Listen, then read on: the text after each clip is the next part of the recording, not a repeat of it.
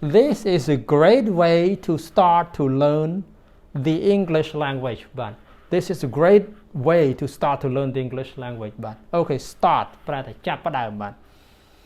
នេះគឺជាវិធីដ៏អស្ចារ្យដើម្បីចាប់ផ្ដើមរៀនភាសាអង់គ្លេសបាទ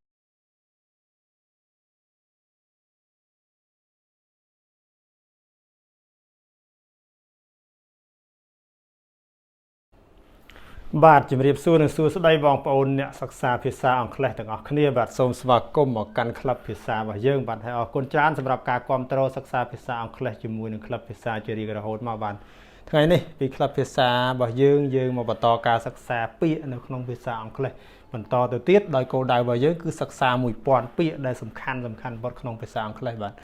អញ្ចឹងសម្រាប់ 1000 ពាក្យដែលសំខាន់ដែលគេហៅថា 1000 most common English words នោះយើងមកបន្តការសិក្សានៅក្នុងមេរៀននេះគឺជាមេរៀនទី7ហើយដោយយើងសិក្សាមួយមេរៀន25ពាក្យអញ្ចឹងមេរៀនទី7យើងមកបន្តពីពាក្យ151ទៅបាទអូខេពាក្យទី151ដែលជាពាក្យទី1ថ្ងៃនេះគឺពាក្យថា put បាទពាក្យនេះអានថា put សេអស3តួ put put ប្រែថាដាក់របស់អ្វីមួយនៅកន្លែងណាមួយអញ្ចឹងទៅបាទឧទាហរណ៍យើងមើលមក please put down that book and listen to me បាទPlease put down that book and listen to me បាទសូមដាក់សៀវភៅនោះចុះហើយស្ដាប់ខ្ញុំបាទ put down នៅដាក់ចុះអញ្ចឹង put តែដាក់បាទអូខេបន្តទៅទៀតគឺពាក្យថា old ប្រែថាចាស់បាទសម្រាប់ដល់វ័យរបស់មនុស្សក៏បានវត្ថុរបស់ចាស់ក៏បានបាទអូខេ old ប្រែថាចាស់ឧទាហរណ៍ I feel so old មានន័យថាខ្ញុំមានអារម្មណ៍ថាដូចជាចាស់រៀនអារម្មណ៍ថាខ្លួនឯងដូចជាចាស់ជាងមុន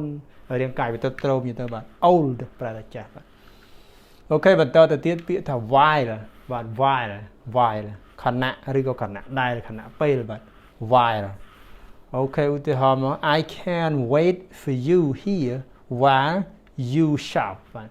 I can wait for you here while you shop បាទខ្ញុំអាចរងចាំអ្នកនៅទីនេះបានខណៈដែលអ្នកឯងដើរទិញអីវ៉ាន់បាទអូខេ while ខណៈដែលបាទបន្តទៅទៀតពាក្យថា mean អានថា mean ប្រែថាមានន័យថាឬគឺគេចង់និយាយសម្ដៅទៅលើអ្វីមួយបាទអូខេ mean ប្រែថាមានន័យថាឬក៏និយាយសម្ដៅទៅលើអ្វីមួយបាទអូខេ I didn't mean to sound so angry បាទ I didn't mean to sound so angryខ្ញុំមិនបានមានន័យថាឲ្យស្ដាប់ទៅដូចជាខឹងខ្លាំងទេបាទខ្ញុំគ្មានចេតនានិយាយទៅឡើងសម្លេងខ្លាំងដូចជាខឹងទេបាទ I didn't mean to sound so angry អញ្ចឹង mean ប្រែថាមានន័យថាឬក៏គ្មានចេតនាថាក៏បានអូខេ mean បន្តទៅទៀតពាក្យថា on បាទពាក្យថា on ប្រែថានៅលើឬក៏ធម្មតាគេប្រើជាមួយនឹងពាក្យ turn ឬក៏ពាក្យ switch ដែលតាក់ទងរឿងប្រើប្រាស់អគ្គិសនីប្រែថាបើកបាទបើឃើញ on ហ្នឹងមានន័យថាបើកហ្នឹងសម្រាប់អគ្គិសនីតែបើទូទៅគឺប្រែថានៅលើអ្វីមួយហ្នឹងទៅបាទអូខេអញ្ចឹង on ក្នុងទីនេះយើងអាចប្រើថាបើកឧទាហរណ៍មក Can you turn on the lights បាទ Can you turn on the lights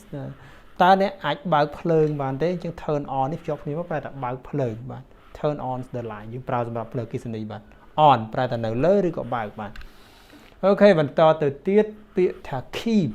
បាទ keep ជាកិរិយាសព្ទប្រែថារក្សាឬក៏ទុកថារក្សាទុកក៏បានបាទ keep បាទឧទាហរណ៍ Can we keep the lights on tonight បាទ Can we keep the lights on tonight តែយើងអាចទុកភ្លើងឲ្យនៅបើកបានទេនៅយប់នេះ on នេះយើងរៀនមិញប្រែថាបើកបាទនិយាយរឿងភ្លើងអគ្គិសនីបាទអញ្ចឹង keep ប្រែថាទុកបាទទុកឲ្យនៅបាទរក្សាទុកក៏បានបាទអូខេបន្តទៅទៀតពាក្យថា student បាទ student ប្រែថាសិស្សឬក៏និស្សិតបាទ student ឧទាហរណ៍ I've always been a diligent student បាទ I've always been a diligent student ខ្ញុំតែងតែជាសិស្សឧស្សាហ៍ព្យាយាមជានិច្ចបាទអូខេ diligent គឺឧស្សាហ៍ព្យាយាម student សិស្សបាទអូខេសិស្សឬក៏និស្សិតបន្តទៅទៀត why បាទពាក្យនេះអានថា why ប្រែថាហេតុអ្វីឬក៏ហេតុមូលហេតុក៏បានបើសិនបើយកមកប្រើភ្ជាប់គ្នាបាទឧទាហរណ៍ This is why I don't go out anymore បាទ This is why I don't go out anymore នេះគឺជាហេតុដែលខ្ញុំមិនចេញទៅក្រៅទៀតទេបាទចេញទៅដើរលេងខាងក្រៅទៀតទេ chẳng why ប្រែថាហេតុមូលហេតុបាទនេះគឺជាមូលហេតុដែលខ្ញុំមិនចេញទៅខាងក្រៅទៀតទេបាទ okay this is why I don't go out anymore បាទ okay why ប្រែថាហេតុឬក៏ហេតុអ្វីអូខេបន្តទៅទៀតពាក្យថា let ប្រែថាអនុញ្ញាតឬក៏ឲ្យគេធ្វើអ្វីមួយយើងថាឲ្យគេក៏បានឲ្យគេដឹងឲ្យគេលឺnhư thếណាបាទអូខេអនុញ្ញាតបាទ let ឧទាហរណ៍ why won't you let him know how you feel បាទ why won't you let him know how you feel ហេតុអីបានជាអ្នកឯងមិនឲ្យឬថាមិនអនុញ្ញាតឲ្យគាត់ដឹង how you feel ថាអ្នកមានអារម្មណ៍យ៉ាងណាបាទ let him know បានន័យថាឲ្យគាត់ដឹងឬក៏អនុញ្ញាតឲ្យគាត់ដឹងបាទអូខេ let ប្រែថាអនុញ្ញាតឬក៏ឲ្យបាទអូខេបន្តទៅទៀតគឺពាក្យថា great បាទ great មានន័យថាអស្ចារ្យមានន័យថាល្អបំផុតបាទល្អបំផុតក៏បានអស្ចារ្យក៏បានបាទ great វានឹងអានថា great បាទឧទាហរណ៍មក this ice cream place is great for families with kids បាទ this ice cream place is great for families with kids បាទគេថាកន្លែងលក់ការ៉េមនេះល្អណាស់ឬក៏ថាអស្ចារ្យណាស់សម្រាប់គ្រួសារដែលមានកូនតូចៗបាទ kids គឺកូនក្មេងតូចៗបាទអូខេ great ប្រែថាល្អណាស់ឬក៏អស្ចារ្យអូខេបន្តទៅទៀតគឺពាក្យថា same ប្រែថាដូចឬក៏ដូចគ្នាបាទ same សម្រាប់ប្រៀបធៀបកម្រិតដូចគ្នាឬក៏ស្មើគ្នាទៅបាទ hey we are wearing the same shirt បាទយើងកំពុងតែពាក់អាវដូចគ្នាបាទ hey we are wearing the same shirt បាទ same ប្រែថាដូចគ្នាបាទអូខេបន្តទៅទៀតគឺពាក្យថា big ប្រែថាធំបាទធំទំហំបាទអូខេ I have this big crush on Nico I have this big crush on Nico អូណាគេហ្នឹង big crush បានន័យថាលួចស្រឡាញ់ជាទ្រង់ទ្រាយធំលួចស្រឡាញ់ខ្លាំងហ្មងបាទអូខេ big បាទធំខ្ញុំលួចស្រឡាញ់ Nico ខ្លាំងណាស់បាទ have big crush on បានន័យថាលួចស្រឡាញ់ខ្លាំងបាទអូខេ big ធំ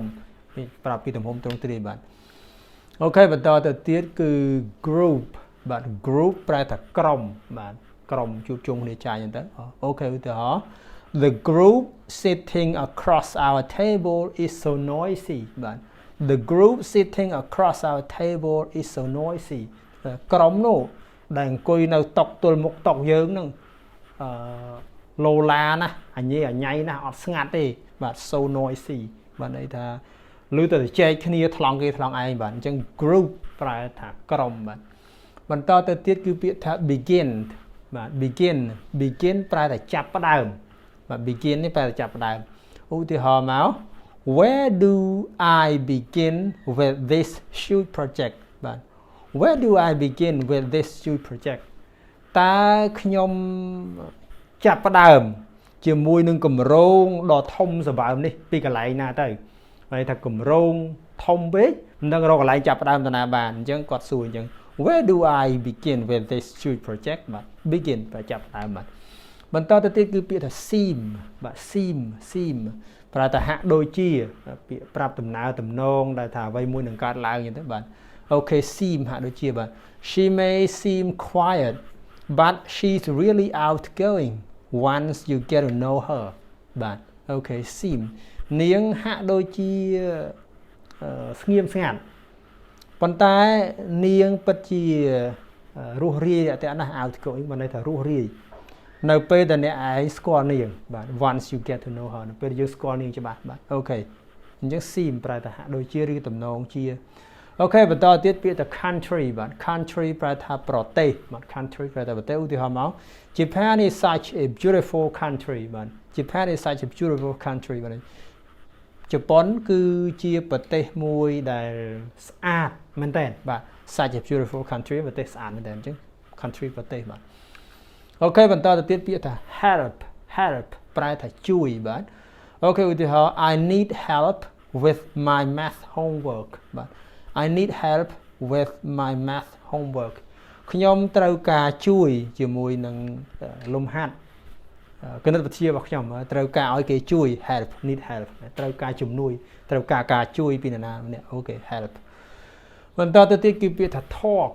talk ប្រែថានិយាយឬក៏ជជែកគ្នាក៏បានបាទអូខេឧទាហរណ៍ talk នេះ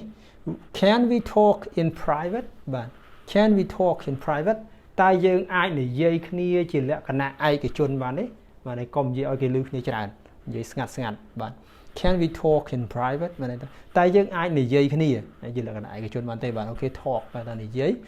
បន្តទៅទៀតគឺ where ជាពាក្យសំណួរប្រាប់សួររកទីកន្លែងបាទប្រែថាទីណាកន្លែងណាបាទ where ឧទាហរណ៍មក where were you last night យប់មិញអ្នកឯងនៅកន្លែងណាបាទ last night យប់មិញអ្នកឯងនៅកន្លែងណាយប់មិញអូខេ where បាទទីណាកន្លែងណាបន្តទៅទៀតពាក្យថា turn ប្រែថាត្រឡប់បាទត្រឡប់ឬក៏បើបូកជាមួយ on ដូចយើងឃើញមិញគឺ turn on បើកភ្លើងបាទក៏តែ turn ធម្មតាប្រែត្រឡប់ឧទាហរណ៍មក if only I could turn back time បាទ if only I could turn back time ថាអានេះគេនិយាយលក្ខណៈដូចជាស្ដាយក្រោយបន្តិចទៅបើសិនបើខ្ញុំអាចត្រឡប់ពេលវេលាថយក្រោយវិញបានបាទ if only I could turn back time គឺគេនិយាយបែបហ្នឹងបើសិនបើខ្ញុំអាចទាញពេលវេលាឲ្យត្រឡប់ថយក្រោយវិញបានបាទអូខេ turn ប្រែថាត្រឡប់បាទ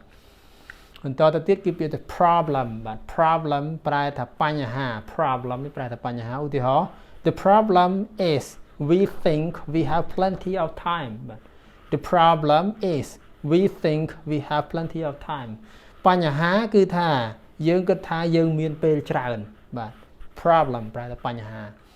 អូខេបន្តទៅទៀតគឺពាក្យថា every បាទ every ប្រែថាគ្រប់គ្នារាល់រូបរាល់ពេលរាល់អីវេលាហ្នឹងបានន័យថាច្រើនបូកបញ្ចូលគ្នាតែយើងអត់ដឹងចំនួនប៉ុន្មានទេបាទឃើញ every បាទឧទាហរណ៍ every person has his own big goal to fulfill បាទ every person has his own big goal to fulfill បានន័យថាមនុស្សគ្រប់រូបឬថាមនុស្សរាល់គ្នាមានគោលដៅធំផ្ទាល់ខ្លួនរបស់គេដើម្បីបំពេញឬថាដើម្បីសម្រេចឲ្យបាន fulfill បានន័យថាបំពេញធ្វើឲ្យពេញលេញបាទអូខេ every ប្រែថាគ្រប់គ្នាឬក៏រាល់គ្នាឬថាគ្រប់ឬក៏ថារៀងរាល់អញ្ចឹងទៅបាទអូខេ every បន្តទៅទៀតគឺពាក្យថា start មានន័យដូចពាក្យថា begin ដែលយើងទៅរៀនមកមិញដែរបាទ start មានន័យថាចាប់ផ្ដើមដែរឧទាហរណ៍ this is a great way to start to learn the English language បាទ this is a great way to start to learn the English language បាទអូខេ start ប្រែថាចាប់ផ្ដើមបាទនេះគឺជាវិធីដ៏អស្ចារ្យដើម្បីចាប់ផ្ដើមរៀនភាសាអង់គ្លេសបាទអូខេហ្នឹង clear មានន័យអញ្ចឹងបាទអូខេ start បន្តទៅទៀតបាទ hand ប្រែថាដៃឧទាហរណ៍ don't let go of my hand បាទ don't let go of my hand মানেកុំលែងដៃខ្ញុំ let go of my hand លែងដៃអាចប្រើក្នុងន័យសារសងស្នេហាក៏បានគេតោងជាប់ផ្លាច់ធ្លាក់ឲ្យគេចាប់ដៃជាប់ក៏បានបាទ don't let go of my hand ប្រែថាកុំលែងដៃខ្ញុំបាទ hand ដៃបាទអូខេចុងក្រោយសម្រាប់ថ្ងៃនេះគឺ might ពាក្យថា might មានន័យថាអាចនឹងឬប្រហែលជាអាចប្រហែលជានឹងអញ្ចឹងទៅមិនន័យប្រាប់អនាគតកាលមួយដែលអត់ទាន់ប្រកបវិជ្ជាបាទអូខេ this might actually work បាទ this might actually work របៀបនេះឬក៏ថាឧបករណ៍នេះឬក៏ថាដំណោះស្រាយនេះអាចនឹងដំណើរការបាទ might actually work អាចដំណើរការបានពិតមែនគេនិយាយលក្ខណៈថាដោយប្រកបវិជ្ជាណាក៏ប៉ុន្តែគេប្រើពាក្យមិនទាន់